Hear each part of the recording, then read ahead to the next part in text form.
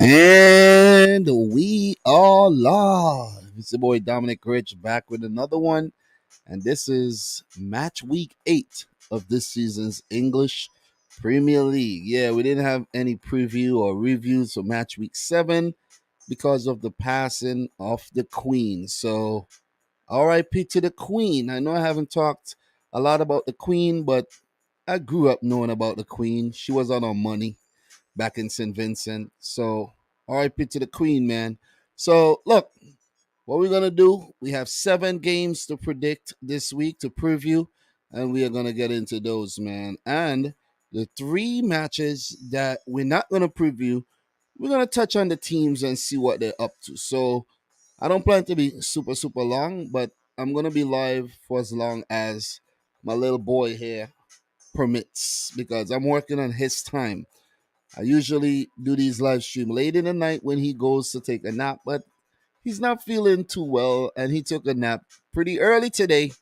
So I'm like, yeah, let's get an early stream going. You know what I'm saying? I know while most people are up.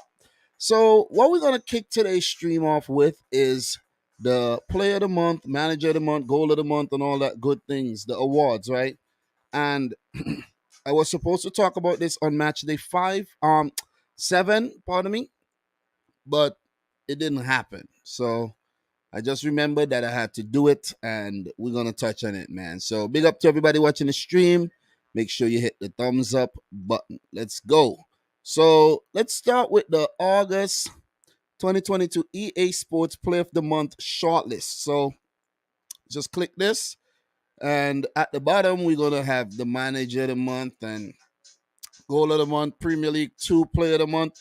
And we're going to take a look at all of those. We're going to do this briefly. It won't be super long. But the nominees for Player of the Month, August 2022, are Pascal Gross of Brighton and Hove Albion. And we have some stats here related to the players. So we're going to take a look at that. I don't want to be super long, but Pascal Gross, he played 5, won 3, drew 1, scored 3 goals, picked up an assist. So pretty good stuff there, man. Erling Haaland, 9 goals, 1 assist, unbeaten so far. Should we just give it to Haaland and not continue? Yeah, I think we should just give it to Haaland and forget about the other nominees, man. Now we're gonna acknowledge the other nominees, but guys, to be completely honest, man, it's gonna be Erling Haaland. Play the month for August 2022. It's Erling Haaland. And no one else comes even close because what he did in August was nothing short of alien. It's out of this world, man. Because I don't understand how the man scores so many goals, how he's so prolific, but that's why City bought him. So the Man City striker scored a record 9 goals, the most by a player after only 5 Premier League appearances. He also became just the 6th player to net a hat trick in consecutive matches in the competition. Also, Arsenal's new boy Gabriel Jesus, 5 wins and 3 goals, 3 assists. Former Man City player, he's been very good as well. So look, he broke Mesut Ozil record as well. So pretty good. Alexander Mitrovic has been very prolific with 5 goals in his first 5 matches as well. And if Fulham continue to, deploy the big man up top, they will surely survive the drop this season. Another Arsenal nominee, Martin Odegaard, with 3 assists, 5 wins. He's been really good, pulling the strings there for the Gunners. Nick Pope, 19 saves, 2 clean sheets. And we know how good he's been. And he actually helped Newcastle pick up a really good draw against Manchester City there. Rodrigo Moreno of Leeds, very prolific last month. He unfortunately picked up an injury, 4 goals and 1 assist. And last but not least, Wilfred Zaha with 4 goals. He's been very good. So there you go. They're the nominees, guys. And for me, my pick is Erling Haaland because it's just should be unanimous.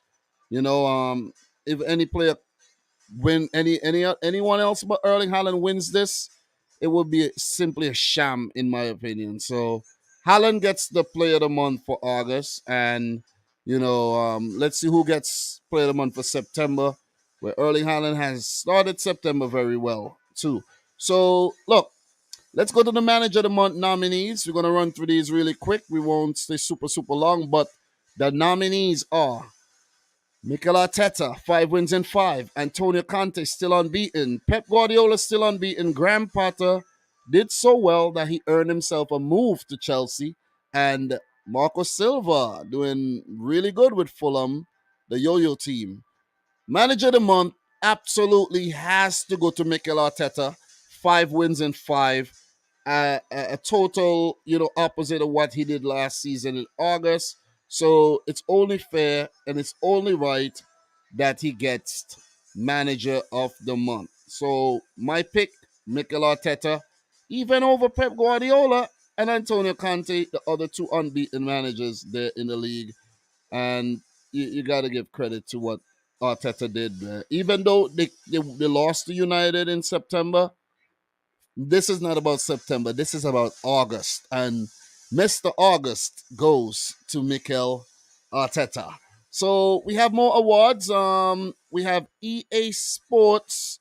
Well, Budweiser, I should say, goal of the month contenders. Let's take a look at this. I can't remember all the goals to be real. I know Fabian Shaw's goal was a screamer from distance. Gabriel Jesus, I think he had to dribble through a couple players. And Buemo's goal was good, but not that memorable in my opinion. The Koulibaly goal was a screamer. It was a volley and took everyone by surprise. Luis Diaz scored a similar goal as well. Saliba scored a good left-footed shot. Trippier with a brilliant free kick against Manchester City. And Alon St. Maximin goal was a very good individual effort. Damn, this is hard. This is hard. This is really, really hard, man. I don't know, to be honest. I think the most spectacular goal must have been the Koulibaly and the Trippier goal because the Trippier goal was just top notch, man. So I'm gonna give it to Khalidou Koulibaly though because that volley was something special from a centre back. So yeah, doesn't yeah, guys. Let me know your goal of the month pick. I'm going for Koulibaly. And it's too bad we can't watch them. That's the thing with the whole copyright thing, guys. If it wasn't for copyright, we would have watched all the goals I would have picked. But I don't have the rights to the content, so I can't play. So we also have one more. We have one more. You know, we have Castrol Save of the Month shortlist, and you have Melier, Jose Sa, Edison ain't gonna be on this list, by the way, guys. I'm surprised Allison is not on the list. And I'm surprised Jordan Pickford is not on the list too. So this list is a joke list in my opinion. Pickford should have been on this list. Definitely. I don't know, man. I don't know. I can't remember any of these saves to be honest. I'll have to see the saves. And it's most likely the winner should be a team that came out on a winning end. You see what I'm saying? And let me see. Yeah, Brentford lost that game. Leicester lost. Forest lost. Leeds won. Yeah, you got to give it to Ilian Millian. His save earned his team a win. I can't remember the save though, so it's not significant at all. So we will know the winners of these awards pretty soon because they weren't given because of the passing of the Queen, guys. So everything has been held up. There's also EA Sports Player of the Month for Premier League 2, but I don't see it up here. So we're gonna just have to let that one slide because I don't see it here. And you gotta keep an eye on the youngsters, man. The youngsters are very important, and I wish they had put it there. They usually do, so that we could take a look at what the youngsters do. There's a Premier League 2 section somewhere here, but I don't know. They let me see Premier League 2. Yeah, I can't find it. I can't find the Premier League 2 section at all. It's probably right there looking at me. But that's for I think the under 23s, under 21, whatever that is. But look, big up to everybody in the stream right about now. What we're gonna do, we're gonna start talking about these matches that's coming up this week, man. So big up to Elias, Lego Dude, Moritz, Marcel in the house. We've been live for 10 minutes already? God damn. I can't believe this. We've been live for 10 minutes already. But anyways, let's continue, man. It's been a slow start to the stream. Hopefully, more people join us. Lego Dude said, I would say Koulibaly had the best goal. Yeah, I do agree with that one. And yeah. So look, let us get into match week 8 though. But before we do, we are gonna take a quick look at what happened the last time we had Premier League games, okay? So let us check the fixture, the results. Let's check the results, and let's just run through the last set of Premier League results we had. Brighton 5, Leicester 2, Man United 3, Arsenal 1, Everton and Liverpool playing to a 0-0 draw, Brentford 5, Leeds 2, Chelsea 2, West Ham 1, controversial game, Newcastle 0, Crystal Palace 0, also another controversial game. Forest 2, Bournemouth 3, what a comeback. Tottenham 2, Fulham 1, Wolves 1, Southampton 0. And Aston Villa picking up a big point against Manchester City in a 1-1 draw. So with that being said, let's just get to the fixtures for match week 8. And we are going to get into these right now. All right. So, guys, we're going to start with the Aston Villa versus Southampton match.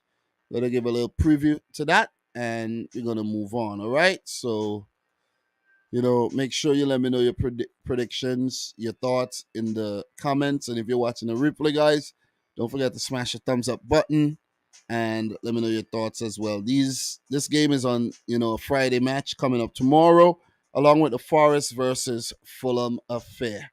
So, look, let us talk. So, Aston Villa versus Southampton. The last game for Villa, 1-1 draw against Man City. And for Southampton, a 1-0 loss to Wolverhampton Wanderers.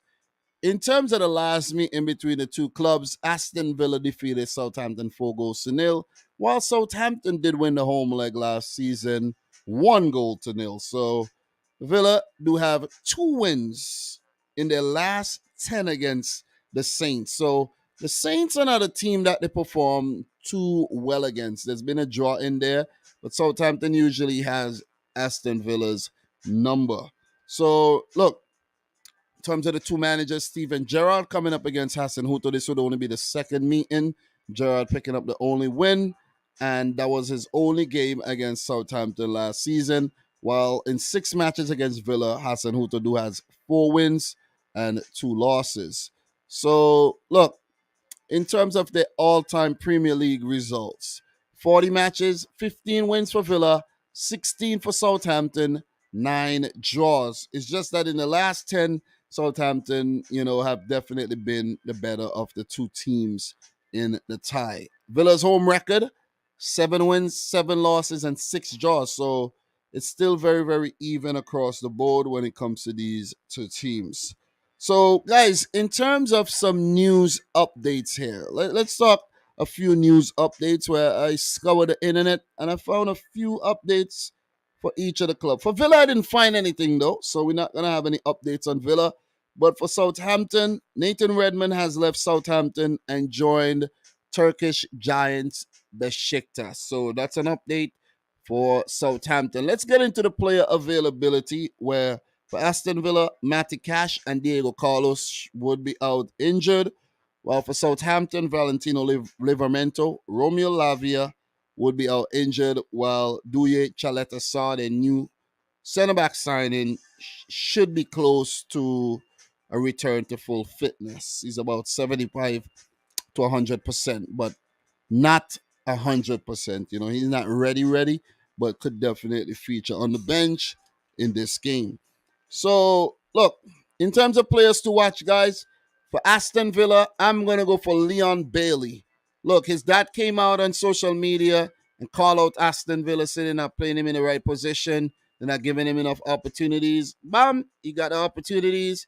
He scored a fantastic goal against Manchester City to earn Villa a well needed and a well deserved point. So keep an eye on Leon Bailey in this game to continue his brilliance. For Southampton, I'm going to go for the young defender, Armel Bella Kochap. He has been, settling down in the Premier League very, very well, and he's definitely hit the ground running. So let's keep an eye on this young German center back partnering with Mo Salisu. These guys even made the cover page to the Premier League where they had an article on him, man. So, keep an eye on Bella Kochap to keep out Aston Villa and try to keep a clean sheet here for the Saints.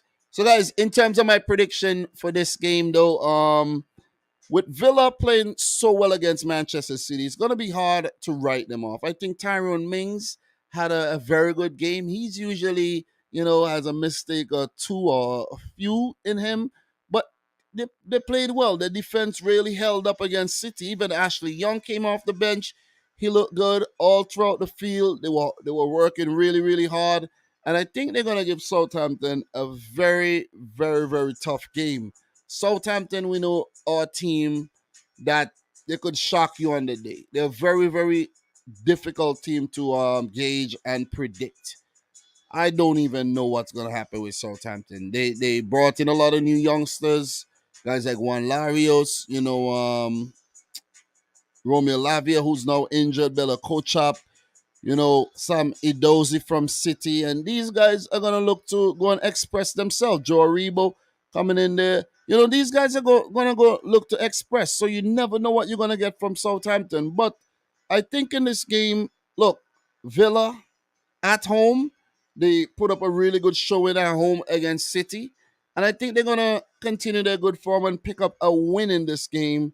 2 goals to 1 to Aston Villa.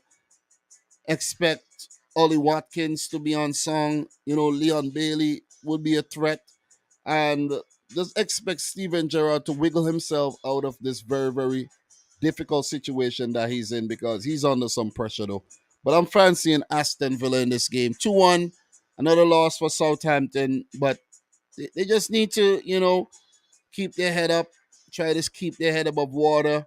They do have very talented players within the squad that could pop up on the day and cause havoc. You think James Ward-Prowse, he could do, some wonders. Che Adams, has been having a really, really good period as well. So, look, it could go anyway. We know it's a Premier League game, but I'm going to go for 2-1 Aston Villa. So, guys, let me know your thoughts in the chat, and we are going to keep it moving. So, in terms of the next games, for Aston Villa, who right now is 17th with 4 points. Their next match would be on the road to Leeds United, followed by another road game against Nottingham Forest. For Southampton, who are currently 12th with 7 points, their next game will be at home versus Everton. Then they travel to Manchester to play the leaders, the holders, I should say, not the leaders, but the holders, Manchester City. So, guys, let me know your thoughts, man. Appreciate everybody in the house right about now. Any predictions? All right, the Lego dude is saying it's going to be a 1-1 draw. And he also says Bella Kochap got called up for Germany's national team. I haven't checked the national team call ups yet. I'm planning to do some international content sometime next week where I look at the squads and all that good stuff. Just have a nice chill stream. So I'll do all of that. But you see exactly what I'm saying? I didn't even know he got called up. So, bam, on point. He could make the cut for the final German World Cup squad. Indeed, if he continue with his good form. With the new project Southampton are building, it's probably good Redmond left. Yes, so thank you very much there for your input, Lego dude. Definitely appreciate it. So, guys, with that being said, we're going to keep it moving, We're going to keep things moving today. So, Nottingham Forest versus Fulham is next on the agenda. Let's talk. Let us talk. Let us talk.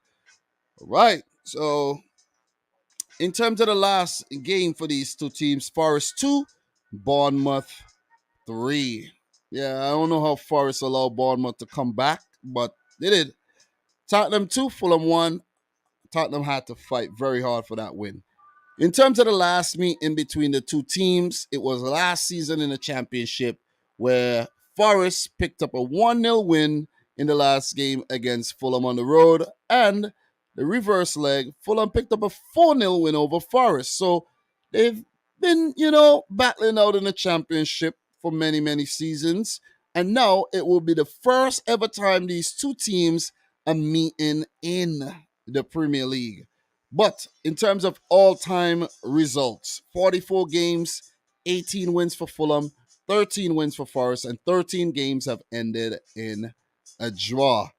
The two managers have met twice where they have one win apiece, and the same for Coach Marco Silva against Forest, and for Steve Cooper against Fulham, he's only won once, and that's last season with the team he helped get promoted, Nottingham Forest. So, guys, in terms of some news and some updates for both clubs, Nottingham Forest signed Ivorian right back Serge Aurier, former Tottenham, Villarreal, PSG man on a free transfer. And that'll be the only update I have for you right now for Nottingham Forest. But in terms of Fulham, Fulham's youngster Ziad Lakeche joined Barnsley on loan, and Harry Wilson was spotted back in training for the first time since the preseason. So expect the former Liverpool man to be taking a dead ball to be the forefront of the dead ball situations for Fulham in the near future. We know how good he could be in those scenarios. So in terms of player availability, guys, for Nottingham Forest, Musa Niakate, Omar Richards, and another new signing, Orel Mangala, remains sidelined. While for Fulham, another new signing, Mana Solomon, picked up a horrible injury on his Fulham debut. Very terrible, right? Harry Wilson is back in training, but I don't think he'll be ready for this game. And Anthony Robinson is making a very good recovery. He's at about 25%. Should be back after the international break. Guys, remember Fulham did sign Liven Kozawa, another left back. So, they have cover. They have cover. And I like what Fulham did in the transfer window to help their chances of staying up. You talk about bringing in Shane Duffy, Kozawa, Kevin Mbabu, Issa Diop, the list goes on, man. The list definitely goes on. Anthony Knockout wasn't able to get a move out of Fulham, so who knows if he'll feature maybe in the cup games. But Pereira coming in, Dan James, Paulinia coming in, and also Solomon, but he got injured. But the Brazilians up there, man, Willian and Carlos Vinicius. Listen, Fulham means business, okay? Just remember that. I know Forrest brought in 25 players this season. I know, but I like the business that Fulham did, man. So, guys, in terms of players to watch, for me, from Nottingham Forest, I'm going to have to put Jesse Lingard on fraud watch, guys. Jesse Lingard on big wages on fraud watch. He's done nothing since signing for Forest. Maybe he had an assist, but since then, he's been a ghost of the player we saw on loan at West Ham United. Okay? So, Lingard, get your act together, bro. For Fulham, of course, it's Alexander Mitrovic, man. Nominated for August Player of the Month. He's been banging him in for fun. And if he continues to score so freely, Fulham will surely stay up in the Premier League. Guys, in terms of my prediction for this game, look, to me, it wasn't so hard to predict, but it could go anywhere. Premier League games, you know how it is. Team you expect to go out there and win might flunk out on the day. And seeing that these teams missed the match week because of the death of the Queen, it could be a little rusty, or they could be well oiled. They could have taken the time to prepare. So, look, I like what I've seen from Fulham this season, to be completely honest. They look like a team, with their head screwed on right. They know what they're about. Marco Silva got them playing some attractive football, and they're not afraid to take the game to their opponent. As for Nottingham Forest, I think Steve Cooper's still trying to get this team to gel. Players are still trying to get to know each other and how each other play. And I think it's going to take some time for them to settle. And we saw that in the game against Bournemouth, where they got off to a flying start. Bang, bang, two in the back of the net, and then conceded three to lose the game. So, look, I think they're going to continue on the downward trajectory here. And I think Fulham are going to take advantage of this incohesiveness. And I'm going to go for a 2-1 win for Fulham. All right. So is there a word incohesive? I should say the lack of cohesion. All right. Because I can't remember if there's a word called incohesive. Maybe there is, but I can't remember. But 2-1 to Fulham, Mitrovic on the score sheet, and maybe, one of them big defenders coming up from a corner there. So 2-1 to Fulham, guys. Let me know your predictions in the chat. So in terms of the next games, for Nottingham Forest, guys, they're 19th in the league on 4 points. Their next match would be against Leicester City, followed by a home game against Aston Villa. For Fulham, who are doing pretty okay so far, 8 points, 10th in the table. Their next game will be against Newcastle United, followed by a London derby against West Ham United. So that's it for that game. Guys, let me know your thoughts in the chat. Big up to everybody in the stream right about now. So, look, what we got here. 2-2 draw. 2-2 draw. So, Marcel is going with a draw. Lego Dude is going with a 2-1 win. A Mitrovic brace. All right. Thank you there for the prediction. Any more predictions, guys? Please make sure you leave it in the chat. Lego Dude is saying Fulham have strengthened their squad well this season, and it looks like they're going to prove me wrong and survive this season. It's left to be seen, man. Definitely left to be seen. Guys, don't forget to smash the thumbs up button if you're watching the replay. Please do the same. All right, guys, we are going to keep it moving. And we are gonna keep it moving, meaning we're going on to the next game, and I'm not gonna save this one for last either. Let's talk Wolverhampton Wanderers versus Manchester City. Okay, we're gonna hit this one early because we only got 7 matches to talk about. I'm gonna knock him out the park actually, and then we can chill. You see what I'm saying? We could chill and we could talk other things. We could talk Champions League. We could talk other things that you guys want to talk about. You see what I'm saying? So let's get the work done first. You know what I mean? You get your homework done first, and then you could do other extra curricular activities.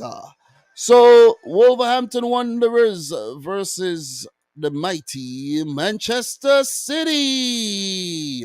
Over in the corner to your left is Wolves in the golden chunks.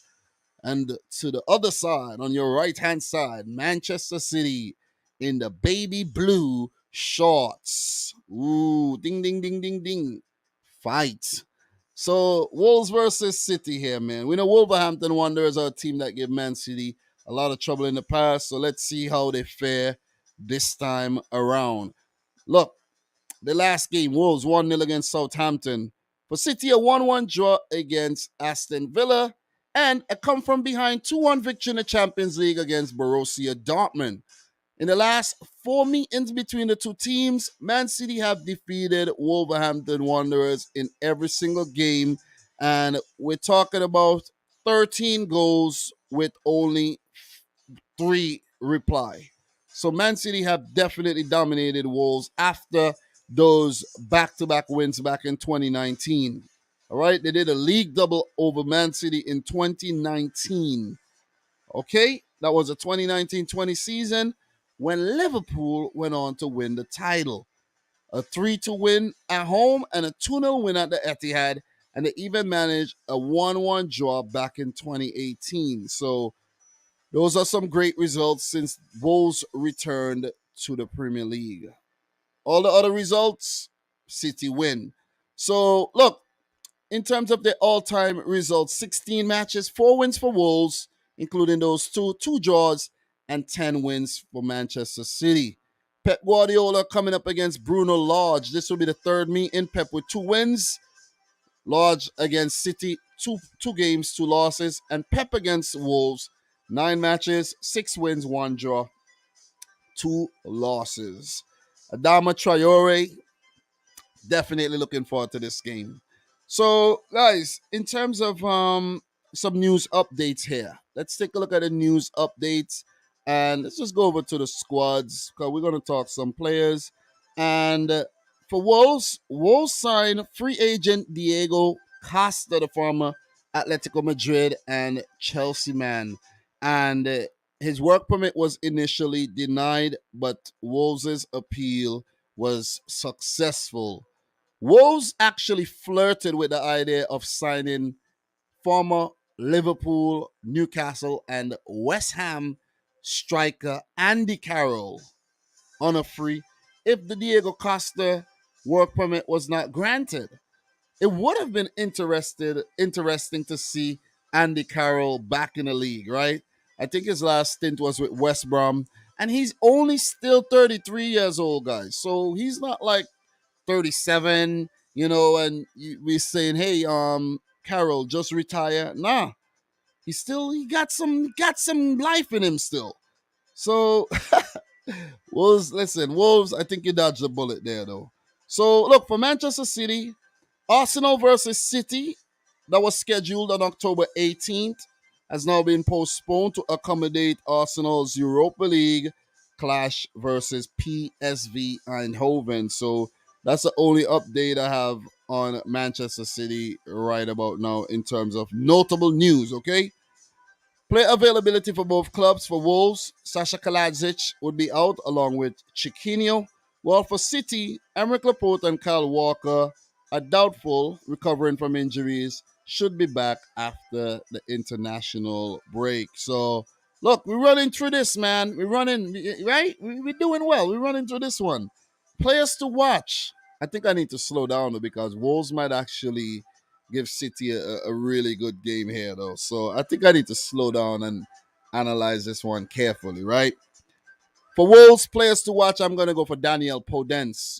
He's been one of the more potent attackers for Wolves this season. And with his low center gravity, his speed could be a threat for Manchester City, getting in behind. And we know what happens when, Edison get faced with those situations. It's a goal, most likely. For Manchester City, oh man of the hour, Erling brought Haaland. God damn. Oh, how he's brought killer instinct to this Manchester City team. If City didn't already have enough killer instinct, Erling Haaland just added more venom to this City attack. So, look, he's already scored, 10 goals in the league so far? Absolutely brilliant, if you ask me, man. And it's going to be hard to stop him. It's going to be extremely difficult for Wolverhampton Wanderers to stop him. They have a new defense, and they're still, trying to settle down. And Erling Haaland has his tail up and ready to strike. No pun intended. But he's been damn good. So look out for Erling Haaland, man. Listen, my prediction for this game, guys. Look, man. Wolves have not gone start off the season too well, right? They're not bad. A win, first win against Southampton, but before that, 3 draws and 2 losses. They have 6 points. I think they're continuing from where they left off in terms of their form last season, where they had good periods and other periods they were poor, but they are capable of the spectacular. And when I say spectacular, I mean knocking off the juggernauts. Is it going to happen this weekend? Guys, it's possible. But they're going to need to be very compact behind. They're going to need to stop Erling Haaland, stop Kevin De Bruyne from doing his thing. And they're going to need to keep an eye on all the dangerous players that Manchester City possess. And that's going to be a very, very difficult thing. And at the same time, try to get in behind to score so they could leave themselves vulnerable in those situations. For Wolves, I think the key maybe is to start Adama Traore. Adama Traore, I don't think he's gonna start. He has not been starting games. It's gonna be very difficult because they're gonna play without the ball. It's important that they press well to win the ball and transition and break on a counter really fast. And if Adama Traore is on the field, he can get in behind, maybe square the ball over to a Pedro Neto or Podence. Neto would be another player that, could be very threatening with Kyle Walker not being available with his pace. It could be a very interesting game. But look, listen, with that being said, I think City, with all the possession, the only worry for me is just players getting in behind our high defensive line. Because most of the time we're not defending. So whenever the ball gets turned over and we get caught on the counter, that's where we are at our weakest. But look, we have to do well with the ball. We can't just have the ball and not do anything. 70% possession, no shots on target. We can't have that. So, look, Kevin De Bruyne, I think, should start this game. Bernardo might come back in. Listen, I want to see Alvarez from the start. Foden. I want I can't fit everybody in the same team, but listen, I want to see some Alvarez. I think, Grealish got the start in the Champions League. Give Alvarez the run out in the league, man. You know what I'm saying? Mara's got the start in the Champions League. Alvarez on the right, Haaland in the middle, Foden out left, Bernardo, Kevin De Bruyne, Gundogan. This is a game where you could throw, well, I don't think Pep's going to persist with John Stones at right back. So I could see Cancelo going back at right back. You're going to have Sergio Gomez left back. And at center back, Ruben Diaz slot back in alongside maybe Nathan Ake with Edison in goal. That's my 11. But I'm going to go for Man City to win this game 3-1. Imperative that they bounce back from the draw against Aston Villa. Very, very imperative. A draw won't be the worst result in this game, but a loss, nah. You see what I'm saying? I don't. City's still unbeaten. Only a few unbeaten teams left. Man City and Spurs. And I could see City going unbeaten again, continuing their unbeaten streak. But they will let in a goal to make things very, very interesting. So 3-1 is my prediction, guys. Let me know yours in the chat. And City should go up to 17 points. And if Arsenal fail to win their game that they got coming up, I think Arsenal do play Who Arsenal playing this? I think Arsenal got Brentford. If they fail to win in that London derby, then they drop out the drop off the top. So guys, so my thoughts, let me know yours in the chat. I know everybody's wish, opposition fans' wish is for City to drop points, and they got a good result, last time around. A couple good results. Newcastle and Aston Villa managed to pick a point off us. So yeah, that's my prediction. And guys, just so you know, just let me give you some insight. Last week, the game against Spurs, I was actually gonna predict the draw for that game. I just want to put it out there. I was gonna predict the draw for that game, man. But the game didn't happen, and I don't know what I'm gonna predict next time around. Let's see according to how the two teams, the form of the two teams. So look, in terms of the next games for City in second on 14 points right now, their next match would be against Manchester United, the big Manchester derby coming up October 2nd. And then they have a home match in the Champions League against FC Copenhagen, the Danish champions. So for Wolves, woo! Wolves are 14th with 6 points. Their next game, let me just, pull up their next game really quick. Their next game will be against West Ham United, followed by a match against Chelsea.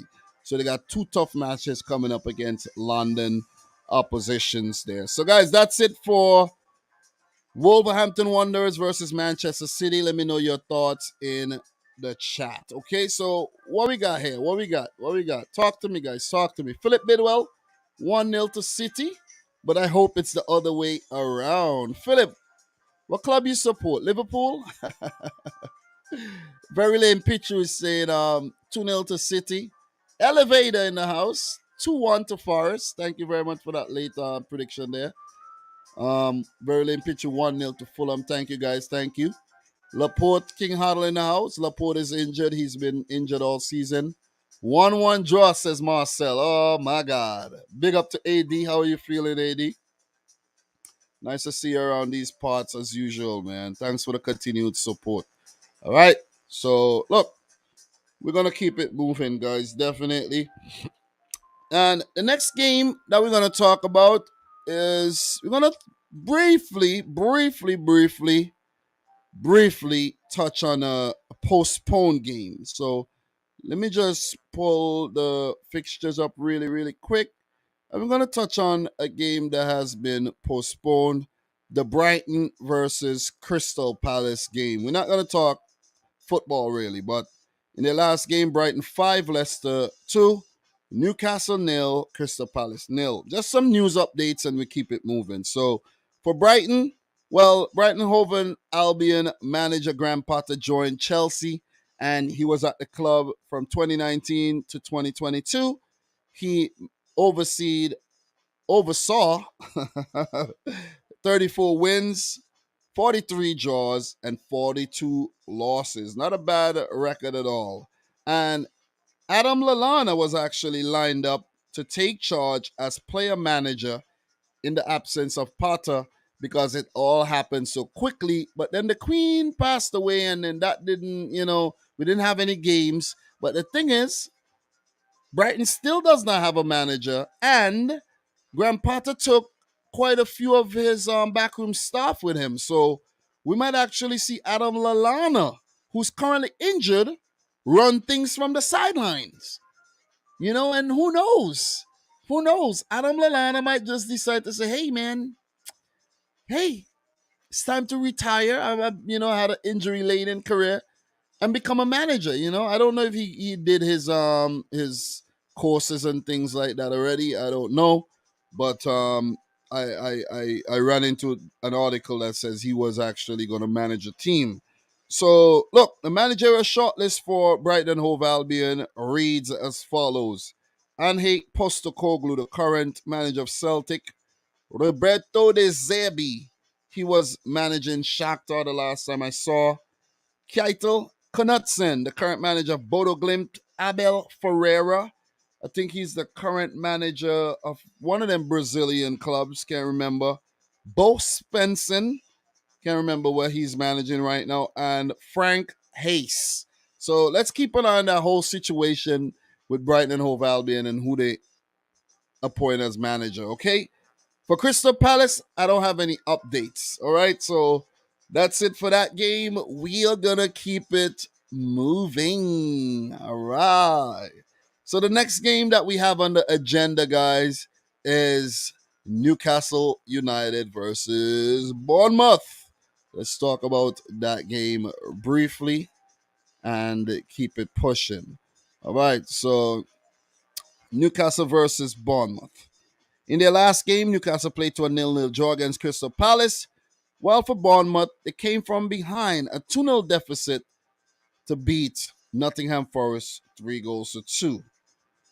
So, guys, in terms of the last meeting, Newcastle defeated Bournemouth 4-1 back in 2020, and they actually pulled off the league double in the 2019-20 season over Bournemouth.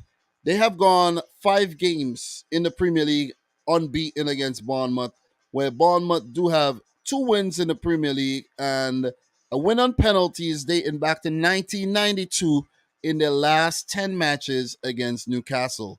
So, look, in terms of the all-time Premier League results, 8 wins for Newcastle, 2 wins for Bournemouth, and 2 matches ending in a draw. So, look, Gary O'Neill, the interim manager of Bournemouth, will face Eddie Howe and Newcastle for the very first time, while Eddie Howe would manage against his old club for the very first time. So this is a very bittersweet moment here for Eddie Howe. Bitter in the sense that he's coming up against his old team, and there's a little bit of bitterness there. Sweet in the fact that if he ends up beating him, it'll feel good. It'll feel like, man, y'all should have never, y'all. But I think he actually left the club because he had done everything he could have done at the club and they had reached their peak. They had plateaued, and he moved on. And look at where he's at right now. And it's all because of the great work he did at AFC Bournemouth. So, guys, in terms of some news updates for you guys here, in terms of the both clubs, are you listening? Newcastle have signed former Liverpool goalkeeper Loris Karius on a free short-term deal, and he was brought in as a backup option because of the departure of Martin Dubravka and the current injury to Carl Darlow.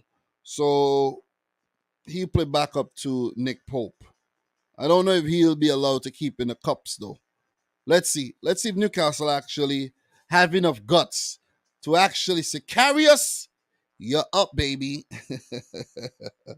For some transfer news, man. Listen, more transfer news for Newcastle United. Newcastle is set to offer 35 million euros for Andres Santos, an 18-year-old defensive midfielder from Brazilian club Vasco da Gama. Also, Newcastle are set to sign Australian wonder kid Garang Kuol. Never heard of the kid before. I got to do a bit of research and see what he's all about. For Bournemouth, I ran into an article that says Bournemouth owner Maxim Demin, not Denim, is aiming to sell the football club. Okay, so maybe one of those Middle Eastern countries would swoop in and buy the club. Who knows? Who knows? But Bournemouth is for sale. If you have enough money, like Todd Bowley, you could own yourself a football club. All right? Yeah. If I, who knows, man? If I win one of those big lottery winnings, I'll actually buy myself a small football club and bring them up the football pyramid, like if I'm playing FIFA or something. But yeah. Anyways, let's keep it moving. So, guys, in terms of player availability for Newcastle, John Joe Shelby remains out alongside Callum Wilson and Emil Kraft, while Alan St. Maximin and Bruno Guimaraes remain doubtful, recovering from injuries, and backup goalkeeper Carl Darlow is out for a long-term period as well. For Bournemouth, Davy Brooks, Joe Rothwell, Ben Pearson all remain out, while Junior Stanislaus is recovering from injury, remains doubtful. Players to watch for both teams, in my opinion. Newcastle's new boy, Alexander Isak. The man who, did give Liverpool a scare there. And he's definitely hit the ground running in the Premier League. So I'm gonna keep an eye on Alexander Isak, and it's gonna be interesting to see what happens when Callum Wilson is fit again. Whether Isak is gonna go out to the right side where Miguel Almiron plays, Callum Wilson to the center, Alan St. Maximin over to the left. So definitely a good addition to the squad. The most expensive player ever. So for Bournemouth, let's keep an eye on this youngster by the name of Jaden Anthony. This guy right here came off the bench in the game against Nottingham Forest to pick up all 3 points for the Cherries. And I remember the very first time I saw him, he came off the bench and I was like, he has the look of a very, very good player. And he's already proven to be so. 22 years old. This is his first ever Premier League season, from what I could recall. And he's looked good. He's looked good. So let's see if he could repeat his heroics in this game against Newcastle. So, look, buoyant Bournemouth coming up against the new Newcastle. All right? It has a ring to it, right? I know. Does Bournemouth have enough in them to pick up back-to-back wins here? Do they? Newcastle need to start winning football matches as well, because this season they've already, picked up quite a few draws. 4 draws and only a solitary win. Only 1 loss, but I think they need to start picking up 3 points a bit more often. For Bournemouth to be on the same amount of points as Newcastle after taking that 9-0 drubbing is simply amazing, right? They already have 2 wins, picked up 1 on opening day, I think, against Aston Villa, and another one in the last game against Nottingham Forest. So they're saying to themselves 9-0. Listen, that was just a one off. Scott Parker's not in charge anymore. We're going to keep doing our thing. And Gary O'Neill, who I think, should actually be given the job till the end of the season. Because in two games after the 9-0 jobbing, they have not lost. They have picked up more than half of their points this season already. So let's keep Gary O'Neill in charge. But this would be a new test against a Newcastle team that is very assured. They look good all across the field. They know what they're about in defense. The midfield, is very robust. And up top, they could be, very, very deadly. They're not at full strength right now. So that could, favor Bournemouth. The Bournemouth could use this opportunity to pounce and get something from this game. But look, from what I've seen from this Newcastle team, they've looked dangerous in every single game that they've played, including the one that they lost this season against Liverpool. They look dangerous. So I'm going to have to go for the new Newcastle to pick up a 2-0 victory over the Cherries here and continue surging upwards. Well, who knows? By the time the season ends, they could be in a European spot. A Bournemouth going to survive the drop? It's left to be seen. If they do manage to survive, who would they actually relegate? Ooh, that's going to be a very, very interesting prospect this season. So, guys, that's my prediction. 2-0 to Newcastle. Let me know yours in the comment section down below, or if you're watching live in the chat. So, look, we're going to keep it moving. Definitely going to keep it moving. And for Newcastle, who are currently 11th, 7 points. Their next game will be against Fulham, and then followed by a home game against Brentford. For Bournemouth, who are 13th with 7 points, not bad, after receiving 9 goals to nil. I should say being on the receiving end of a 9-0 drubbing. Their next game will be against Brentford, followed by another one against Leicester City. So if they are to really pick up some good points, the next, let's say, 4 games, ideal. Fulham, Southampton, Leicester, and Brentford. So let's see what the Cherries got going for them. I like to take the time to say big up to big Cherries fan Ricky Grimshaw. I don't know if he's watching. Don't know if he'll watch, but he always stops by, when there's something to do with AFC Bournemouth. So let us continue, man. But before we do, let's see what you guys are actually saying in the chat.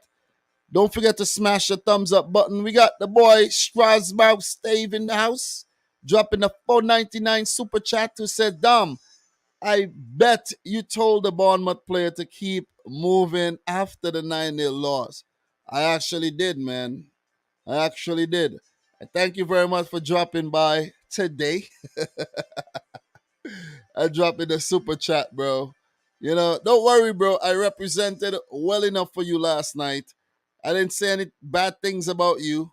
And, it was okay, man. You miss a day. You miss a night. It's fine. It's fine, man.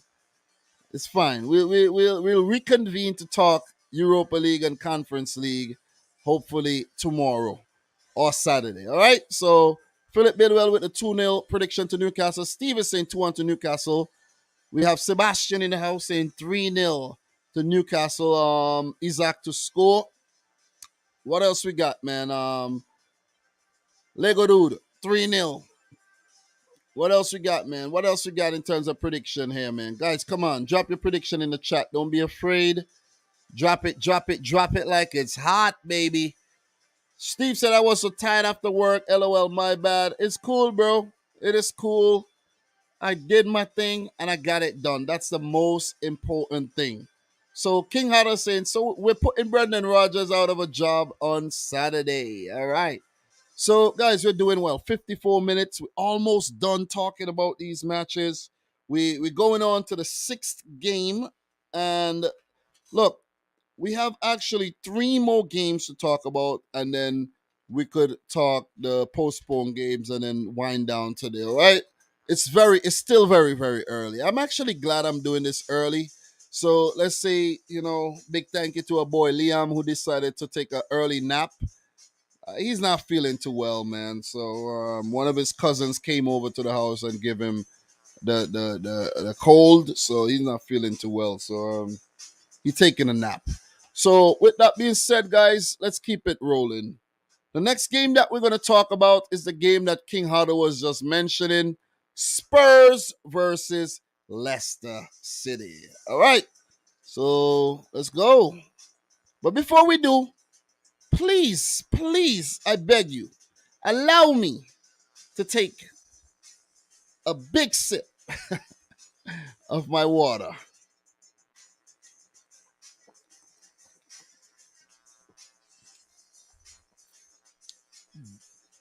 All right, we're ready to go.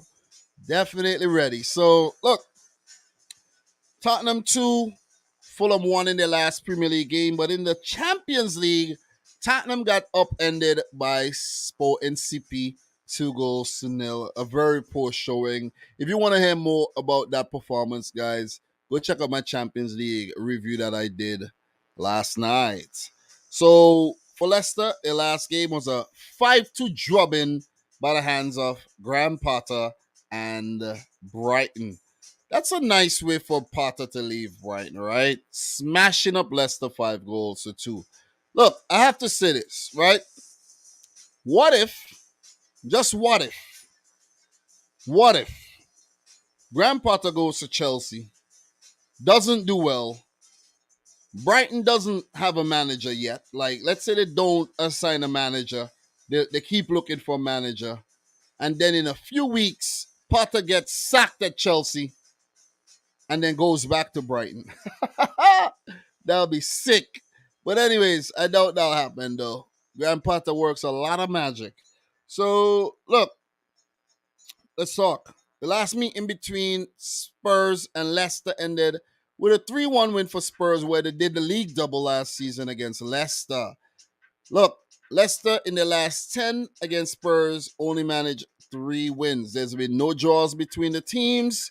The closest it came to a draw was a 5-4 win by Spurs back in 2018 and a 3-2 win by Spurs last season.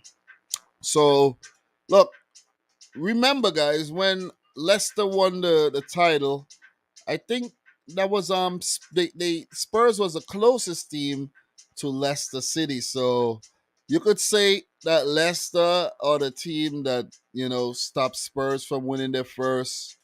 Well, it was actually Arsenal. Arsenal and the Spurs are right there, but it was Leicester. Leicester came, maybe I'm getting it wrong. Yeah, Spurs came second behind Chelsea back in 2016-17 as well. But still, Leicester, one of those teams that actually stood in the way of Spurs picking up a title. Spurs have came close, but close is not enough. So, look, in terms of the two managers, Conte versus Brendan Rodgers, this will be the third meeting. Conte picking up 2 wins in the 2 games. And in 8 matches against Leicester, Conte has 7 wins and 1 draw. Brendan Rodgers against Tottenham, 15 games, 7 wins, 7 losses, and a draw. So not a very, very good record if you ask me. 32 all-time matches between the two teams, 12 wins for Leicester. Not bad. 5 draws and 15 wins for Spurs. So, look, in terms of some news updates, guys, let's talk some news updates. Let's just switch over to the players because we're going to talk some squads and all of that pretty soon. For Spurs, Alfie Devine signed a new contract up to 2027. So, is Alfie Devine even in the Tottenham squad these days? I don't even think so. Yeah, he's probably with the youth setup. But yeah, he signed a deal until 2027, which means the club sees a lot in the player. And Spurs could make £26 million if Marcus Edwards' buyout clause of £52 million is met in the future, as Spurs had a 50% sell-on clause put into the Sporting CP player's contract when they sold him. So let's see how that transpires. But Marcus Edwards, man, this kid, he looks good. You know what I'm saying? He looks really, really good in the Champions League so far. and he was actually instrumental in helping Sporting CP to upend his old side Tottenham. So that's made the news. So, in terms of Leicester City, Leicester revealed an annual loss of 119.5 million pounds, and that's listed as the highest amongst Premier League teams. And that came after signing only just one player in the summer and selling Wesley Fofana for 69.5 million pounds to Chelsea. So maybe the reason why Leicester didn't actually go and splash the cash in the transfer window is because they don't have no cash to splash, right? But it's also been in the news that Leicester City stadium expansion plans have been approved.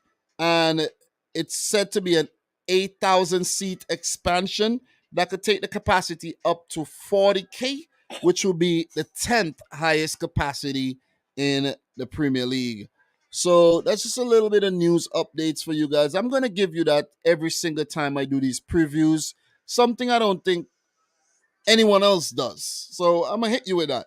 So for player availability for Tottenham, the only player listed as out is Lucas Moura, while for Leicester, Ricardo Pereira, Ryan Bertrand both remain out, and Dennis Pratt, coming back from loan, is a doubt. So players to watch for me: Fraud Watch, Son Heung-min.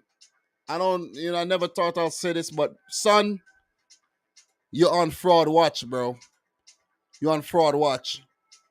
He's having a horrible season. And I have a feeling he's having this kind of season because he's in his head too much, right? Instead of just saying, I'm Hunming's son, right? Or whatever he calls himself. Whether he says Son Heung-min or Son Hunming's son or Min Hung son, whatever he calls himself, right? He's supposed to be like, I'm the man, I'm going to go out there and do my thing. The manager obviously trusts him. But I think he's in his head, right? He's thinking, oh man, there's Lucas Moura, there's Kulusevski, there's Richarlison. Oh man, I gotta go out there and do my thing, man, or else I'm gonna get dropped. It's just too much pressure.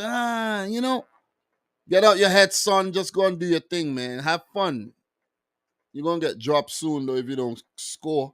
So, another player on Fraud Watch: Leicester's goalkeeper Joel Ward. And I still don't understand how Liverpool managed to get 14 to 15 million pounds out of Leicester for this guy.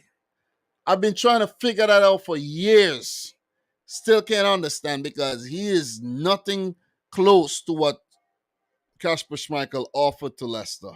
That's one of the reasons why they're struggling this season as well. So look, just to get into predictions, man. For Leicester, if Madison doesn't have a good game or Tillemans doesn't have a good game, Leicester all over the place, right? Pretty much. No service. Brendan Rodgers has players playing in all different types of position, out of position. Ndidi in center back, Amate in center back. These guys are not center backs. These guys are defensive midfielders. Amate could play over on the right back, I think, but mostly a defensive midfielder. You gotta play the players you have available. You gotta trust the players. Chagla Soyuncu was actually supposed to leave to go to Besiktas, I think. Well, he's still at the club, right? And they brought in a Belgian centre back by the name of Wout Faes. You gotta throw him in. He gotta be in the centre back along with Johnny Evans. Play the players in the right positions, and maybe you'll get some goddamn results, Rodgers. You see what I'm saying? Jamie Vardy can't be the only player scoring goals for you these days. Everybody has to chip in.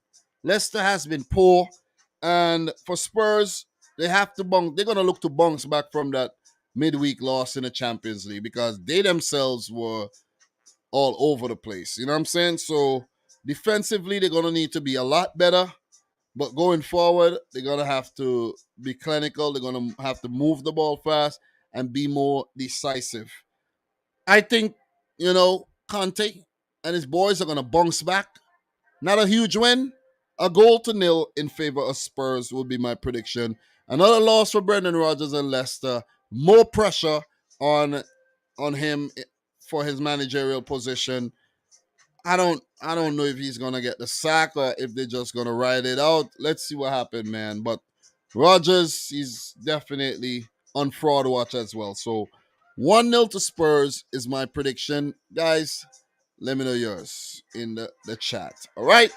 So look out for Richarlison. I think he should start this game alongside Harry Kane and maybe Kulusevski. Son might actually get benched for this one. So, guys, in terms of the next game for these two teams, Spurs was second, right? Not second, but third, pardon me. Was on the wrong Premier League table. Third with 14 points. Their next match would be against Arsenal after the international break. That's massive. And then they face Eintracht Frankfurt in the Champions League. Ooh. Big games for Spurs, man. Big games. For Leicester City, who are dead last in the table on 1 point, they have lost their last 5 Premier League matches on the bounce. Their next game will be against Nottingham Forest, who they're going to look to pick up their first win against. Hopefully, right? Then they do face Bournemouth. So, look, guys, that's my thoughts on that game. Let me know yours in the chat. We're definitely gonna move on. Talk to me, guys. Big up to everybody in the stream right about now. Big up to the boy Adam the Great, man. As Leicester in terrible form and they don't seem like a unit as they were a few years back, I believe Spurs will batter them. And they do play at home, so 4-0 to Spurs. Big up to you, Adam, bro. Nice to see you in here, man. You know, it has been a while. I know you've been busy, but definitely nice to see you, man. And to all the regulars, man, appreciate you guys coming through. If there's anybody new watching, stick around, share your thoughts in the chat. You know, we'll treat you nice. Big up to Jennifer in the house as well. Arsenal and Newcastle for me this weekend. What we got here? Danny Ward isn't a fraud. He isn't on fraud watch. He is a fraud. Awesome, BLE, man. Big up to you in the house. Nice to see you. You're saying, I meant to say 2-1 to Spurs. FDT in the house. Big up to you as well. Everybody in here, man. Big up to y'all. Appreciate you guys tuning in for yet another one. All right. Let's do this. Let's keep it moving, man. Let's keep it moving. So, the next game that we're going to talk about, guys, is the one between Brentford and Arsenal. And after this, we got one match, and we'll call it a day. Okay? So, let's do this. Let's definitely do this, man. But before we do, let me take a sip of my water again.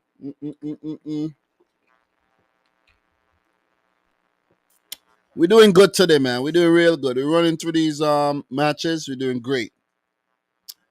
So let me just situate myself a little here and then we'll continue. Okay. Brentford versus Arsenal.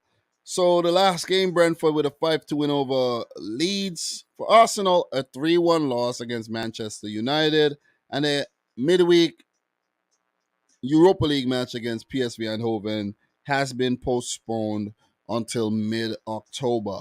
So in terms of the last games between these two clubs, guys, look, we have 3 matches. Arsenal winning 2 and Brentford picking up a win last season in August against Arsenal. Guys, remember that? I think that was on opening day, I think, for Brentford. I think that was actually that was their first Premier League match. They smashed Arsenal 2-0, but Arsenal did, get the better of them in a return fixture. So that's gonna be fresh on their minds that Brentford are not a team to play around with, right? And it was a narrow 2-1 victory, even though it was a late goal by Christian Norgard. Still, it's a narrow victory. So, and they did meet in the third round of the Carabao Cup back in 2018. Arsenal picked up a 3-1 win. So you could see their all-time Premier League results. 2 matches, 1 win apiece. Thomas Frank versus Arteta, the same record. 2 matches, 1 win apiece. So we don't need to linger too much on that. So look, in terms of some updates here, let's talk a few updates. For Brentford, we don't have any updates. But for Arsenal, well, I talk about the game against PSV postponed, and it will be played the day before Arsenal and Man City were scheduled to play, as the Premier League granted Arsenal permission to postpone that match. So, in terms of player availability, for Brentford, Christian Norgard, Ethan Pinnock, and Sergi Canos remains out, while for Arsenal, Reece Nelson, Mo El Neni, Emil Smith Rowe, and Thomas Partey, who's closest to a return, are all out or doubtful. Players to watch, guys, for both teams. For Brentford, big boy Ivan Toney up top, man. He's going to be a force to be reckoned with. Started well in the Premier League this season, had a great season last year, and he's just been a very, very consistent player. And he is going to be a threat to Arsenal in this London derby. For Arsenal, the man pulling the strings, nominated for Player of the Month for August, Martin Odegaard. Martin Odegaard. And if he continues playing like this, I'm going to have to make a phone call over to Man City, the headquarters, and tell him sign up Martin Odegaard to link up with De Bruyne and Erling Haaland, that Norwegian chemistry, to further destroy teams, okay? Don't make me make that call, all right? Please. Don't make me make that call, man. But yeah, look out for Odegaard. I could easily say Jesus, but I think Odegaard has been the puppeteer making things happen at Arsenal. Guys, my prediction for this one. This is going to be a different prediction, right? Have I predicted any draws today? No, I haven't.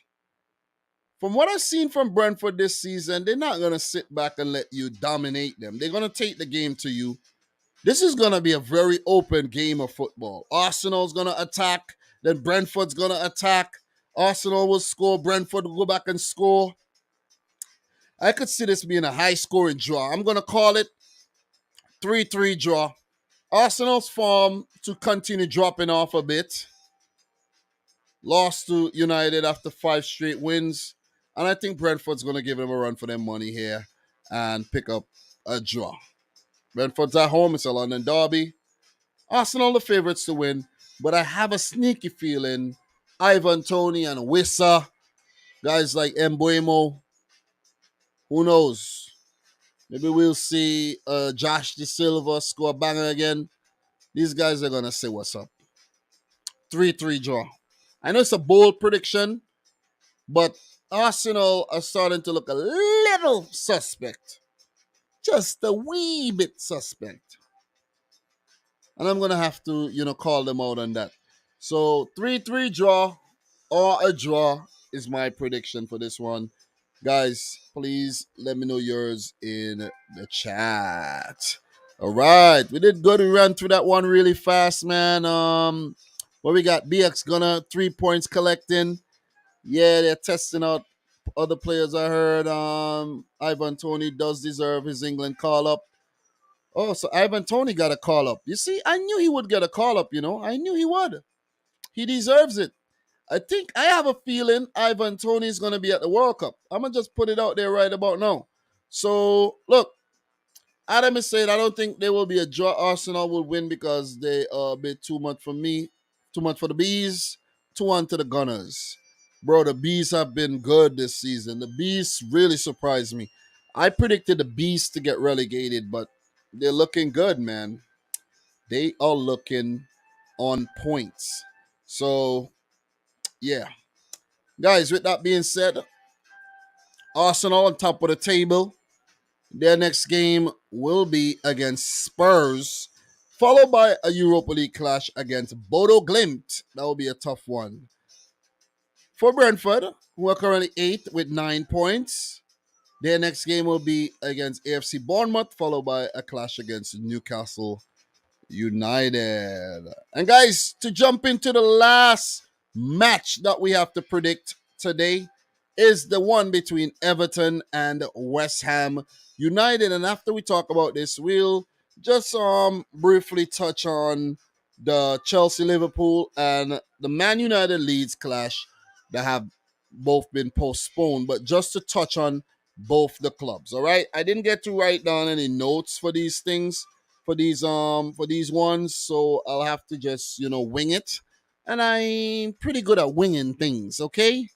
Right? So Everton versus West Ham United. So Everton nil, Liverpool nil in their last game. And for West Ham, a 2-0 loss to Chelsea in their last game. So, in terms of the Europa League, the Europa Conference League for West Ham, they actually picked up a 3-2 win over Silkeborg. So, it was a close affair, but they managed to get over the line anyways, with Skamaka, I think, scored. Can't remember everybody who scored, but yeah, we'll talk Europa League and Europa Conference League tomorrow. So we don't I don't want to get too deep into that right about now. So look, in terms of the last time the two teams met, let's get into a little bit of that. So Everton actually did the league. Well, no. West Ham did the league double over Everton last season, and the previous season they had one win apiece. So Everton definitely need to bounce back from that. But the record against West Ham across the last 10 have been quite even, where they do have 4 wins in there and a draw, along with 5 losses in all competitions. There's a Carabao Cup fourth round fixture sprinkled in there that was won by Everton back in 2020 in front of no fans as well. So look, Lampard versus David Moyes here. And David Moyes, I have to say, coming up against his old team, the team that he managed for years, and Frank Lampard coming up against his old team as well, the team that he actually started his youth career and his career with, basically West Ham United. He went from West Ham to Chelsea, okay, and he came to the West Ham Academy. So this is gonna be a very emotional game for both managers, and neither one would want to lose it. Against Everton for Moyes, 13 games, 8 losses, 1 draw, and 4 wins. Against Lampard, 3 matches, 2 wins, and a loss. Against West Ham, 4 matches for Lampard, 1 win, and 3 losses. Not a very good record. None of these guys have a good record against their old teams. And yeah, it's a very tricky one to predict though.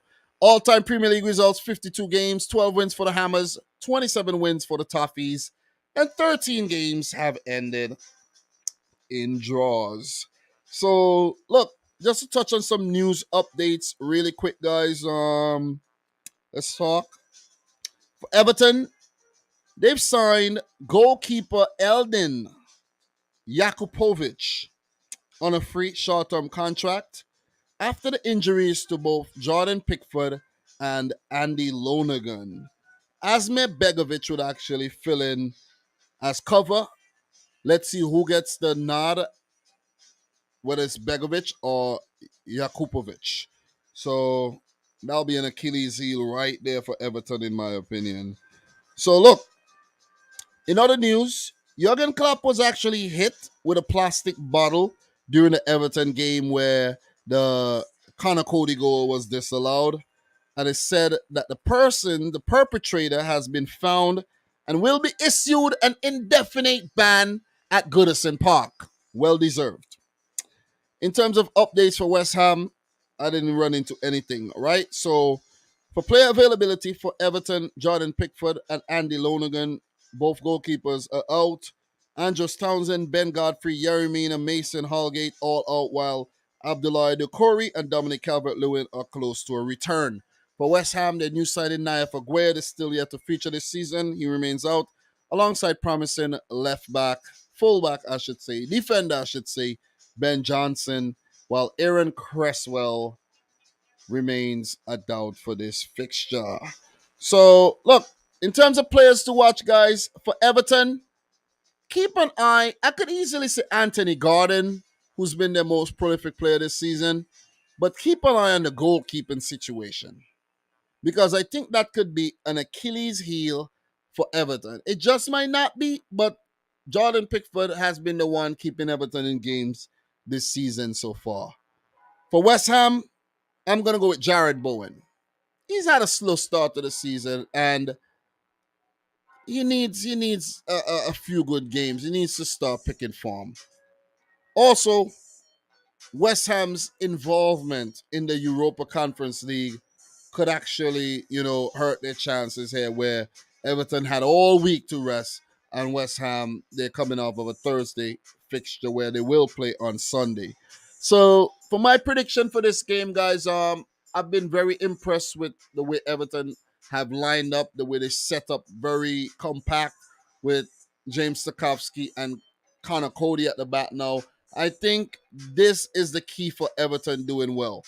Forget about the attackers. They have a lot of injuries up there. It's the defense. I know they got injuries all over the place, but the signings of Tarkovsky and Connor Cody are proven gold right now. There's Michael Keane, there's Nathan Patterson who have come through very, very well. Seamus Coleman is still available. Ruben Vinagre haven't really got a good sweat yet.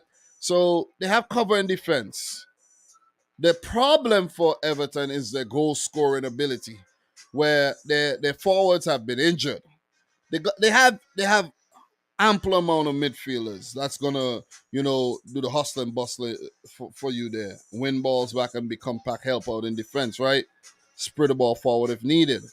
Alexander Iwobi has been very good this season. You got to give him that. Not many times you praise Iwobi. Great and Gordon are the danger man here. Neil Mupay, the new signing, got to step up. Rondon, I don't think he's going to see a lot of minutes here.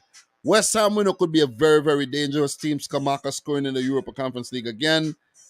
They have a lot of firepower. Carney, Bowen, Benra, all these guys could give you goals. The midfield of guys like Fornals, Lanzini, these Suchek, there's goals in these guys. Lucas Paqueta just coming in. A lot of goals in these guys. I just have a feeling these teams are going to scrap it out.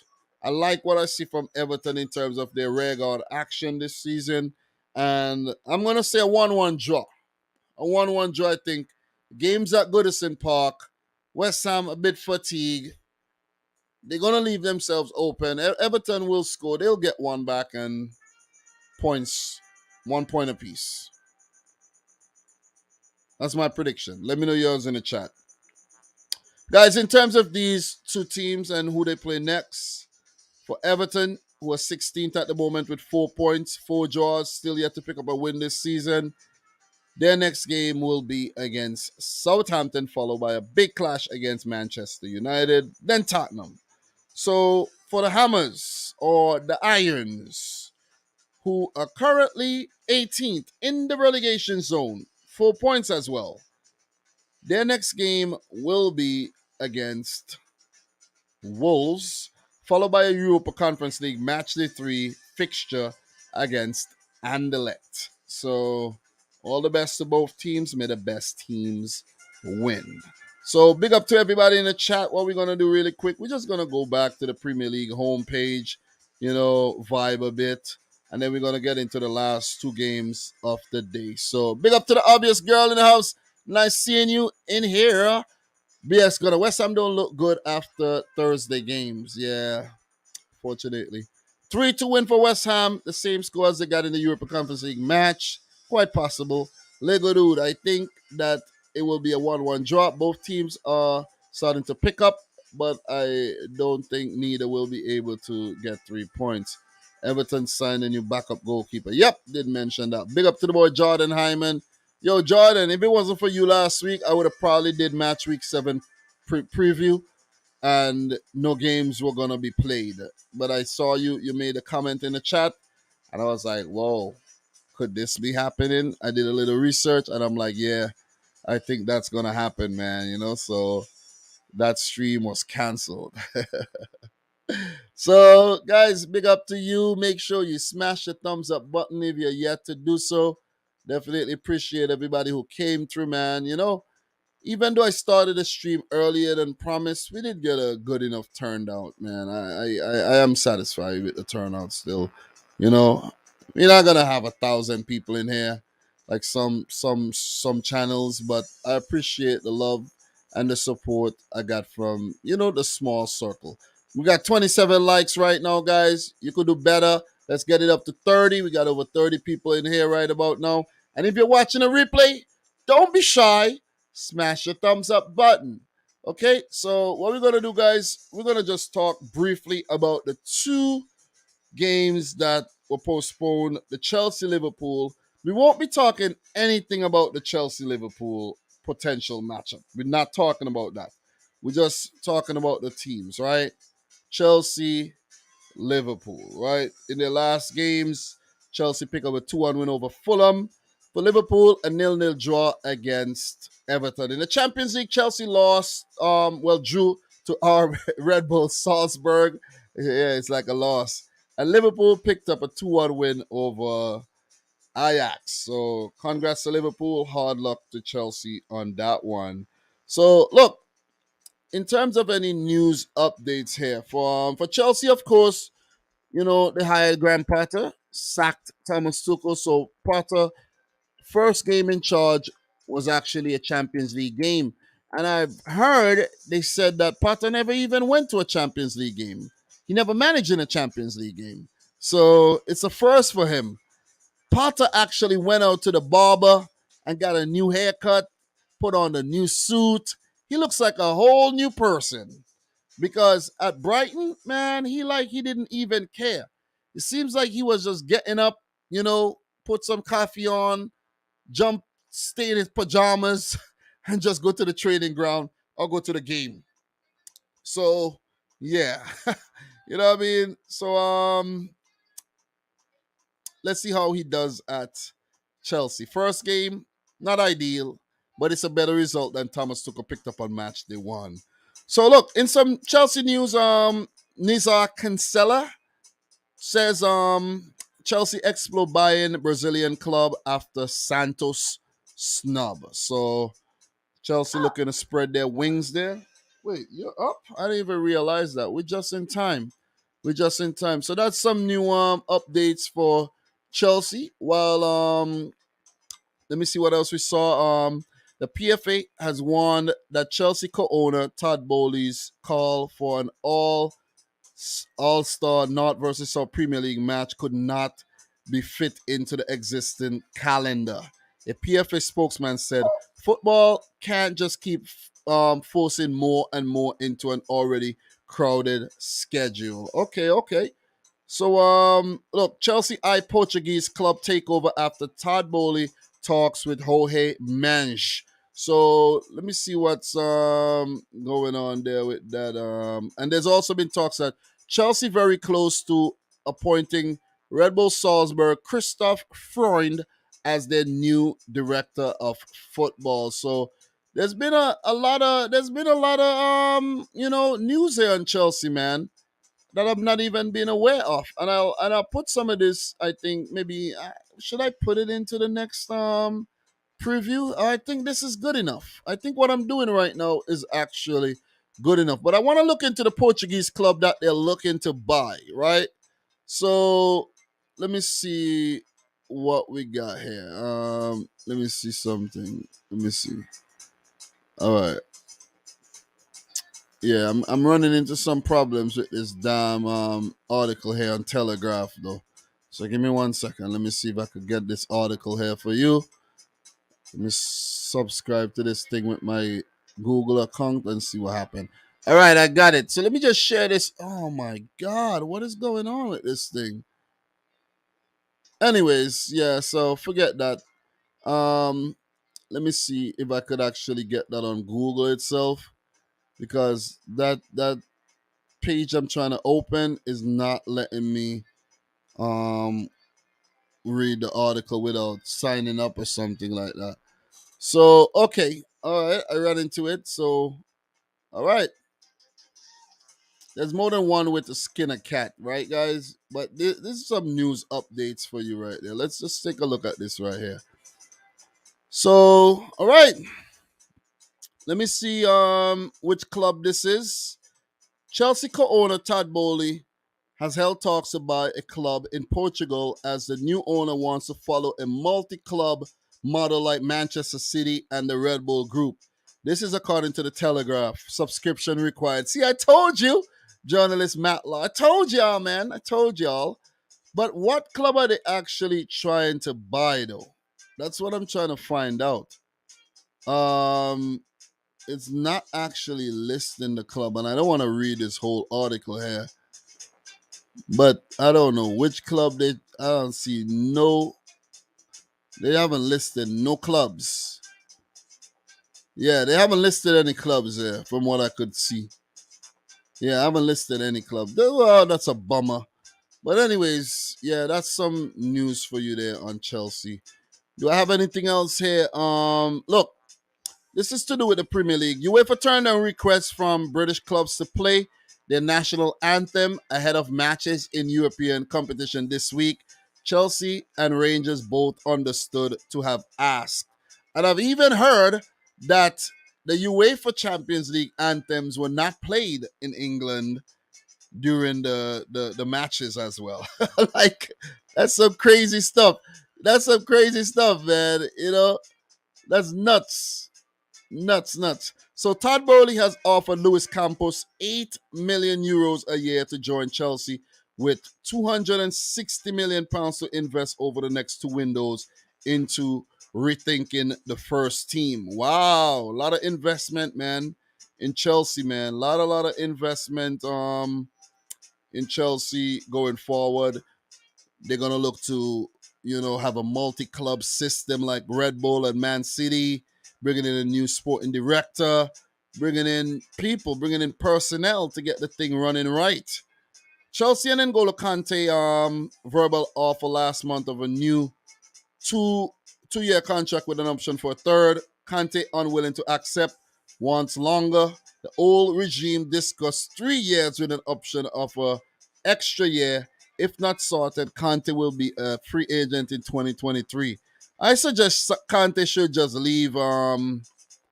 leave Chelsea. Conte, I think the league is a bit too much for him now at his age. He got a lot of miles on him. It's like my Honda, you know what I mean? I put almost 200,000 miles on the Honda, and the transmission is just starting to give me some problems, you know what I mean? And I'm here crying about the car.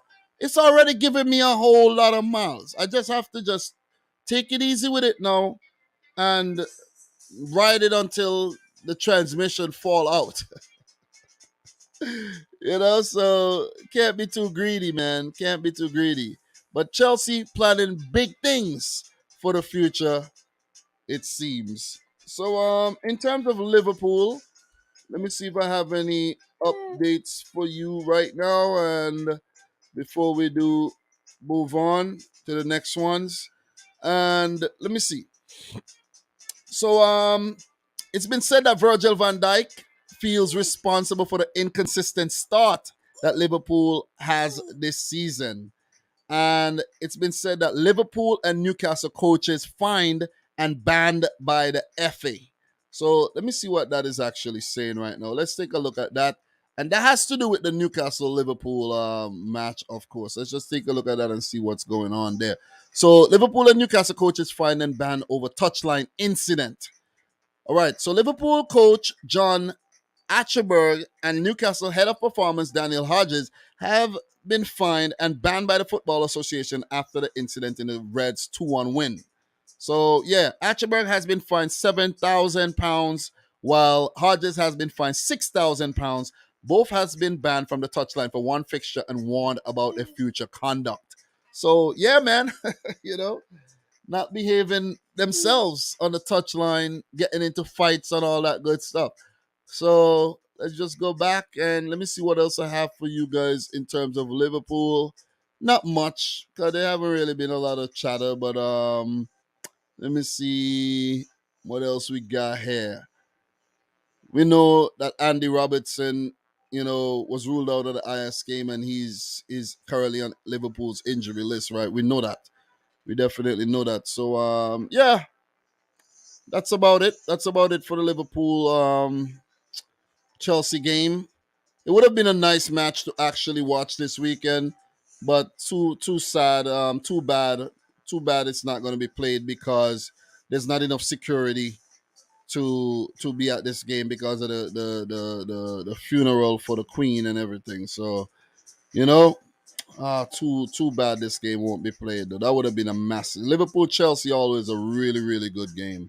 So look, just to touch on the final game, guys. This oh, by the way, for these teams in terms of their next matches, for Chelsea, who are sixth in the league right about now, their next game will be after the international break, coming up against Crystal Palace in that London derby, followed by a big Champions League clash against Milan. For Liverpool, who are seventh in the league on 9 points, their next match will be against Brighton, Potterless Brighton, to be correct, you know. And then they have a big British derby there against Rangers in the Champions League, followed by a huge one against Arsenal October 9th.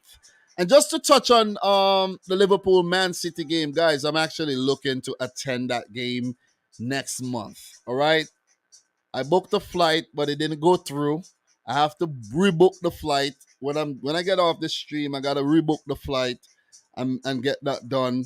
I booked a room somewhere in Stockport, Manchester, and I'm gonna drive over from Stockport or take whatever transportation, whatever. I'm gonna get a car to drive around in England too, and I'm gonna go to that game. Yeah, baby. Yeah. That will be my first Premier League game, man. I'm hyped. But I'm gonna make it happen. Big up to Melina in the house. How you feeling, Melina? Oh man, you've been in here a long time. You're probably gone already. Shit. Big up to Melina, man. Thanks for stopping by. I don't know if you're still in here though, but thanks for stopping by though. Guys, smash the thumbs up button if you're yet to do so as well. So look, the last game that we gotta touch on briefly before we do move on, and before we call it a day, I'm going to call it a day, is the Man United Leeds. We got to talk Man United Leeds. Where's that, man? Where's that? Man United Leeds. This was also too much of a big game to, to play, and not enough security as well. So this one was postponed. So we know Man United bouncing back from their early setbacks this season. They're fifth, 12 points, and Leeds are ninth with 8 points. Jesse March doing a very, very good job with the team. Man United's last game was a big win over Arsenal, 3-1. While for Leeds United, their last game was a big loss, a 5-2 loss to Brentford. For Man United, they actually play today. I watched the game. Europa League clash against Sheriff Tiraspol over there in Moldova. And I think it was a pretty good performance by United. I'll talk about that some more tomorrow. Jadon Sancho and Cristiano Ronaldo getting on the score sheet. And it was pretty routine stuff, man. They brushed aside Sheriff, like I predicted, and they got themselves a needed win to just keep that consistency going after losing to Sociedad a match they won. So, look, in terms of some news updates, some more news updates, you talk United with that win in the Conference League. Not the Conference League, but the Europa League. Yeah, man. Yeah, I wish they were in the Conference League, but they're not. So, in terms of some more news, let me see if I find anything on Man United. And let me see. Yeah, we ain't got nothing on Man United right about now. But one thing we must note is that Cristiano Ronaldo is now a Europa League player, something that he's never done throughout his career. I think he played in the Europa League playoffs or the qualifiers with Sporting back in the day, but never, when he's with the, United or the Juventus, Real Madrid. So yeah.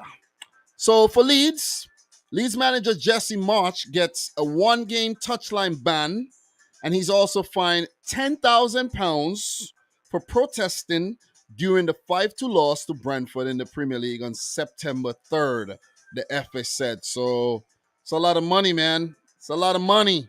Y'all are giving away money for free right there, man. Come on. Improper conduct on the touchline. So there's also been some recent news that 49ers Enterprises still intend to activate their option to assume full control of Leeds United by 2024. So that could be another potential takeover or majority stakeholder takeover for Leeds United back in down in 2024 there. So look, that's basically it for those two teams and the updates, guys. In terms of Manchester United, guys, the next game is the Manchester Derby, October 2nd, after the international break, however. And then they face Ammonia. They travel to Greece. United are traveling all over the place these days. They're traveling to Moldova, to Greece. They're going to Spain to play Sociedad. I like it. I like it. You know what I mean? I really do. I really, really do. In the next round, maybe they'll end up in Baku or somewhere over there. So, look, in terms of Leeds United and their next match, they will face Aston Villa at home on October 2nd, followed by a match against Crystal Palace. So, guys, there you have it. My preview for match week 8. 1 hour 40 minutes. Big up to Melina. Oh, you are still here.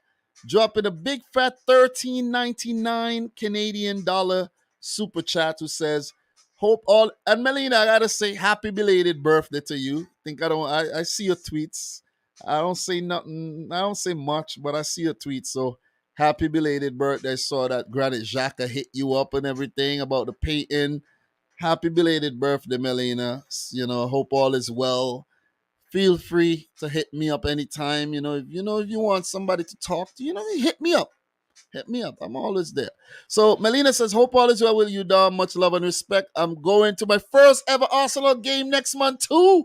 Keep up the great work. When are you going, Melina? When are you going? Which date are you going? Let me see Arsenal's fixtures next month. Let me see. Are you going the same weekend I'll be over there? Because if that's the case, we might have to link up. Listen, let me see. Arsenal play. Are you going? Nah, you're not going to see that game. Maybe you're going to see Arsenal Liverpool on the 9th. Because I'm going to see City Liverpool. That's on the 16th. So I'm planning to be there the weekend from the 14th to the 18th. Take a couple sick days off from work. Head on over there. Oh, you're going to the 26th. All right, okay. So the 26th is the game against. Okay, you're gonna see you're gonna see the Forest game. Okay, so if you're going on the 26th, that means you're gonna see the Forest game. Okay, all right. Enjoy, enjoy, enjoy. We know that flight to England is a bit expensive, so you better go enjoy yourself and the hotel. You know what I mean? Yeah, I'm looking forward to that trip, man. That'll be my first time going to Europe.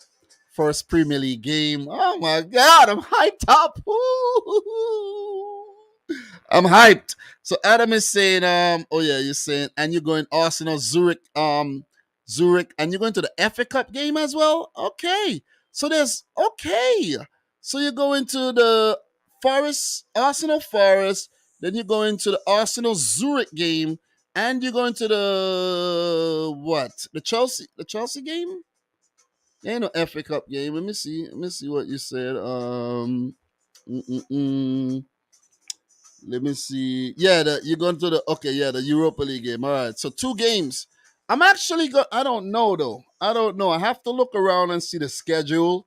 I might actually have to go to a match on the Monday too, but maybe not. I'll spend some time with my uncle over there. I'll just go to 1 game.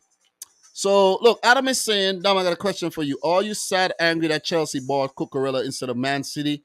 Do you think he would have fit well and be able to get first team right away? I actually think from seeing Cucurella at Chelsea, I think we actually missed out on a really, really good left back.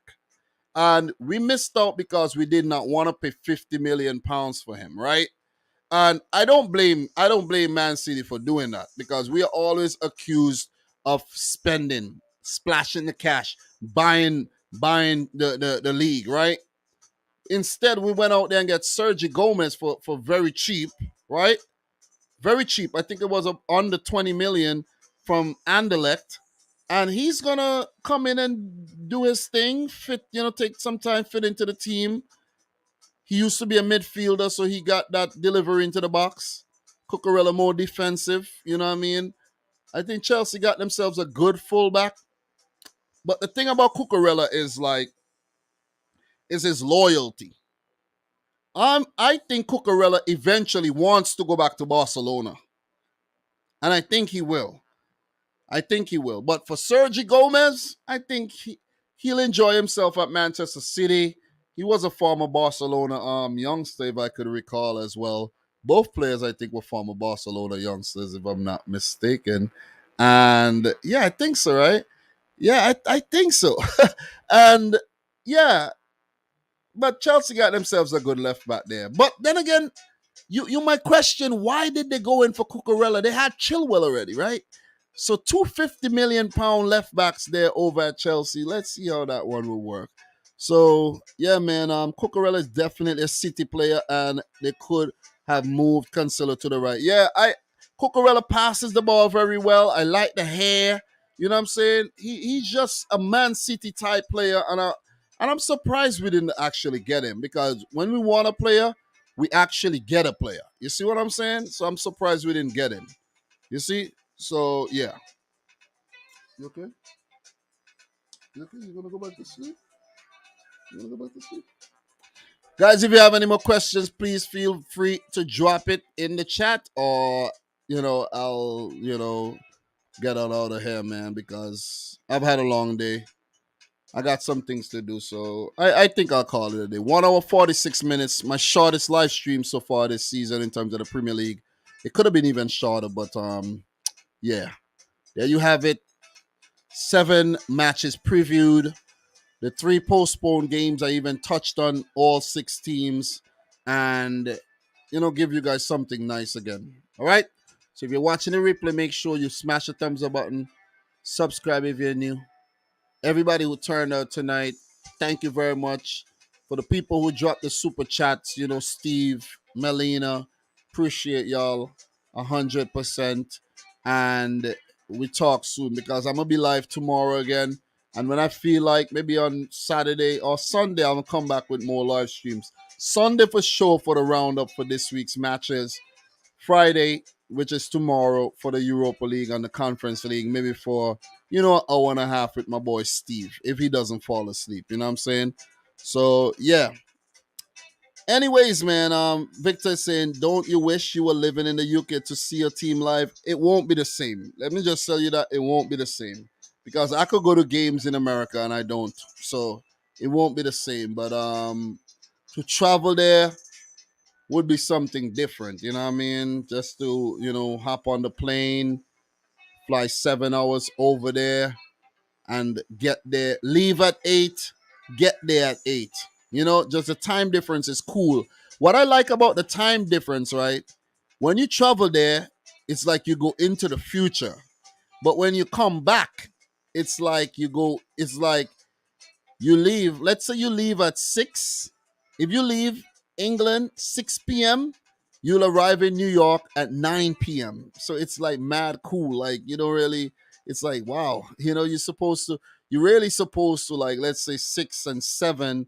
It's supposed to be at like 1 a.m. in the morning, but you're actually still there in the night, in the evening. So it's pretty cool, though. It's pretty cool. So Adam is saying, Dom, we could catch up for the Nations League if you are down.